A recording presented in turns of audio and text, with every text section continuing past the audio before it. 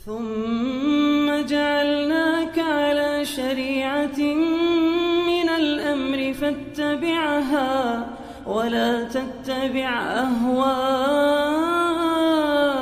الذين لا يعلمون.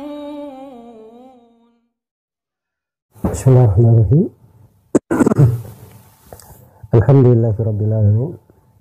الصلاة والسلام على المبعوث رحمة للعالمين نبينا محمد وعلى آله وصحبه ومن tabi'ahum bi ihsanin ila yaumiddin, amma ba'd. Kaum muslimin dan muslimat, para pendengar dimanapun Anda berada, Assalamualaikum warahmatullahi wabarakatuh. Sebuah ayat Al-Quran, kaidah besar bagi seorang Muslim yang berjalan menuju kepada Allah dan negeri akhirat, serta mengharapkan perjumpaan dengannya, memendap kerinduan kepadanya. Bertemu di firman Allah Subhanahu wa taala di surah Al-Ankabut di ayat yang kelima. A'udzubillahi minasyaitonir rajim. Man kana yarju liqa'a Allah fa inna ajalallahi la'at wa huwas samiul alim.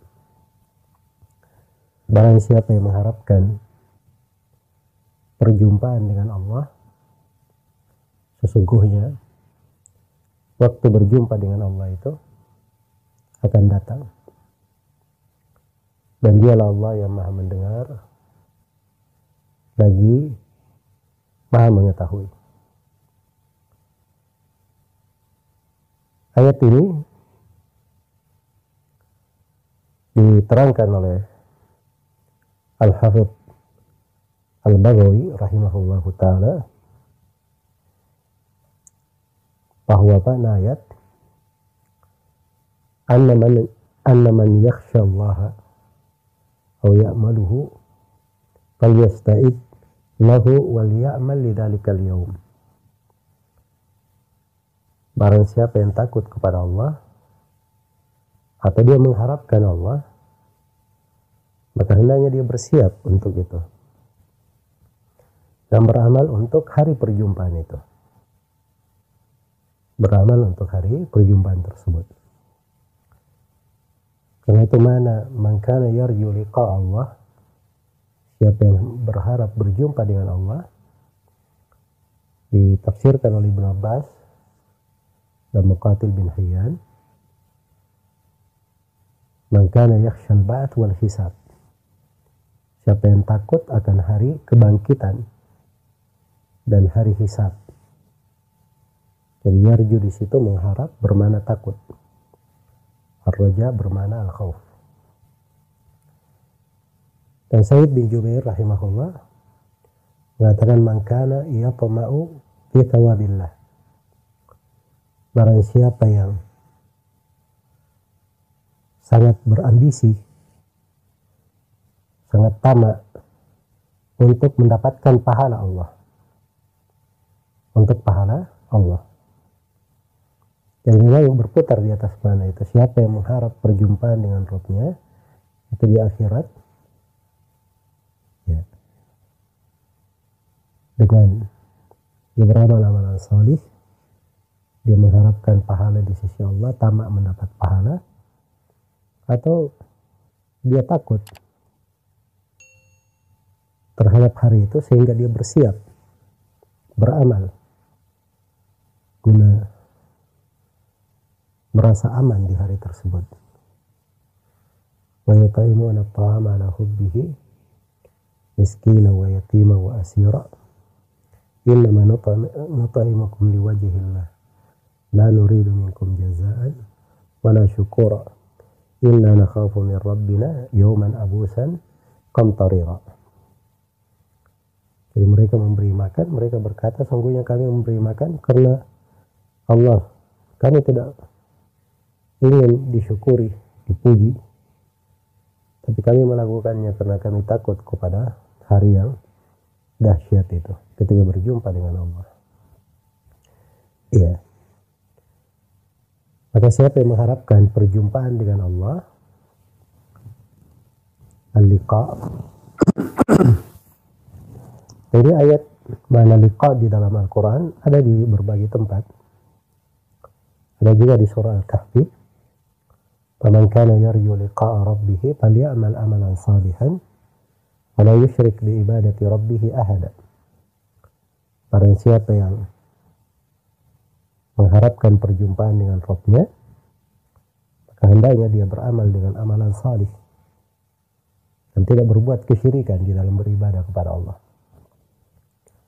Iya. Jadi siapa yang mengharap berjumpa dengan Allah di akhirat, itu dia menghadap dalam keadaan dia dapat pahala yang besar, aman dari siksaan, atau dia mengharap berjumpa dengan Allah bermana dia dimuliakan pada hari kiamat dengan melihat Allah di sorga. Ya, karena liqa juga kadang bermana melihat Allah Subhanahu wa ta'ala. Itu datang di dalam beberapa ayat Al-Quran yang menjelaskan salah satu kenikmatan penduduk sorga. Seperti firman Allah, wujuhu yawma idin nadhirah ila rabbiha nadhirah. Wajah-wajah pada hari itu berseri-seri. Mereka melihat kepada Rabb-nya. Dan juga Allah Subhanahu wa ta'ala berfirman, lilladzina ahsanul husna wa ziyadah. Bagi orang yang berbuat baik di dunia ini, maka dia dapat surga al-husna dan ada tambahannya. Nah, tambahan ini datang di dalam hadits Suhaib bin Sinan di riwayat Muslim, bahwa tambahan yang dimaksud melihat kepada wajah Allah Subhanahu wa ta'ala di sorga.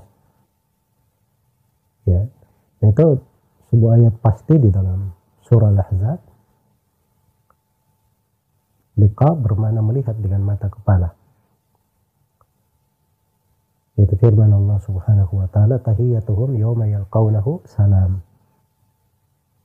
Penghormatan mereka untuk mereka hari tatkala melihat mereka melihat kepada Allah dengan mata kepala mereka adalah salam, keselamatan untuk kalian. Jadi liqa di situ itu satu makna saja menurut kesepakatan ahli bahasa yang dinukil oleh Abu Yahya Salab sebagaimana diriwayatkan oleh Ibnu Battah dalam kitab Al-Ibana, yang menunjukkan bahwa makna dari ayat ini adalah makna yang agung. Siapa yang ingin menghadap kepada Allah, menyaksikan pembalasan di sisinya, kalau dia berharap dapat pahala yang besar, hendaknya dia beramal, bersiap. Sebagaimana kalau dia takut hari kebangkitan, hari hisab, dia ingin diringankan, maka dia perbaiki kondisinya di kehidupan dunia ini. Atau mana ayat, siapa yang menghadap kepada Allah, dia ingin dapat kenikmatan melihat kepada wajah Allah di sorga. Yang melihat kepada wajah Allah di sorga itu adalah kenikmatan yang terbesar bagi penduduk sorga. Iya. Jadi kalau dia menghendaki hal tersebut, maka hendaknya dia bersiap dengan amalan-amalan untuk hal itu. Jadi ini secara global dari mana dan kandungan ayat. Ada kalimat yang indah disebutkan oleh Ibnu Ashur rahimahullahu ta'ala di dalam menafsirkan ayat ini. Dan apa yang beliau sebutkan ini dinukil secara huruf oleh Syekh Abdurrahman bin Nasir As-Sidi di dalam tafsir beliau. Beliau katakan terkait dengan makna ayat, ayyuhal muhibbu li rabbih, liman kana yarju liqa'a rabbih, siapa yang berharap berjumpa dengan Rabb-nya, fa inna ajalallahi la'at, sungguhnya waktu perjumpaan dengan Allah akan datang. Wa Wa huwa samiul alim, dan dialah Allah yang maha mendengar lagi maha melihat atau lagi maha mengetahui. Kata beliau, yakni ayyuhal muhibbu li rabbih. Mana ayat? Wahai orang yang cinta kepada Rabbnya. Al-mushtaqu li qurbihi wa liqa'ihi. Yang rindu untuk dekat dan berjumpa kepadanya. Al-musari'u fi mardatihi. Yang bersegera di dalam menggapai ridhonya. Abshir bi qurbi liqa'il habib. Bergembiralah engkau dengan dekatnya perjumpaan dengan Allah Subhanahu wa ta'ala yang kalian cintai. Fa'innahu at. Perjumpaan itu dekat, akan datang. Wa kullu atin innama huwa qarib. Dan setiap yang akan datang itu dekat. Iya. Jadi ini terdapat pemastian berjumpa dengan Allah. Tapi di konteks ayat ini memang ini arahan kepada orang-orang yang cinta kepada Allah, rindu padanya. Orang-orang yang memendam rindu itu, memendam cinta, itu selalu membara di hatinya kerinduan dan kecintaan untuk segera berjumpa. Itu tabiat kecintaan. Sama kita di dunia ini, kalau seorang misalnya ayah atau anak, dia sudah terpisah dari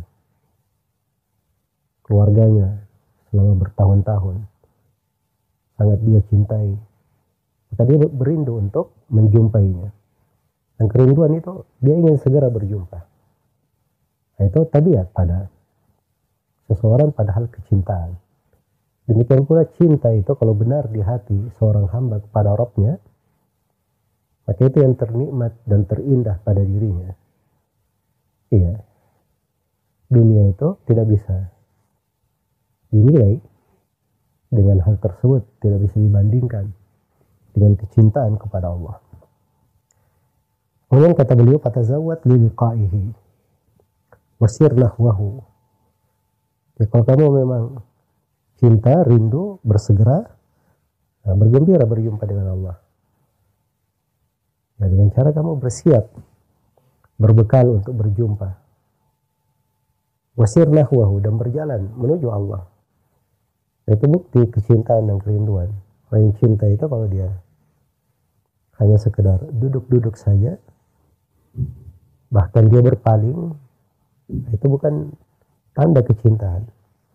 Kalau seorang benar cinta, maka dia pasti akan bersiap untuk perjumpaan. Dia akan berjalan menuju kepada Allah. Mustashiban ar-raja, dengan selalu mengambil rasa harapan sebagai kawannya.